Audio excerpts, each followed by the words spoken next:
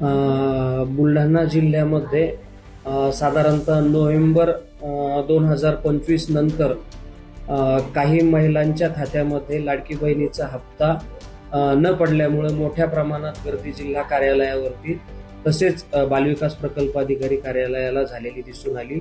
त्या अनुषंगाने काही बाबी पडताळणी केल्यानंतर लक्षात आलं आहे की केवायसीच्या चुकीच्या केलेल्या नोंदी, त्याच्यामध्ये शासकीय नोकरीचा पर्याय निवडणे किंवा इन्कम टॅक्स भरत असल्याबाबतचा पर्याय निवडणे यामुळं काही महिलांचा लाभ थांबल्याची बाब निदर्शनास आली होती।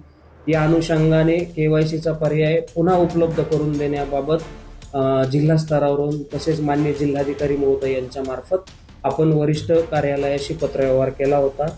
त्यामध्ये काल झालेल्या बैठकीत शासन स्तरावरून निर्देश प्राप्त झालेले आहेत की ज्या पात्र महिला असतील आणि केवायसीच्या चुकीच्या नोंदीमुळे जर त्या लाभापासून वंचित राहिले असेल तर त्यांनी भिवून जाण्याचे कारण नाही।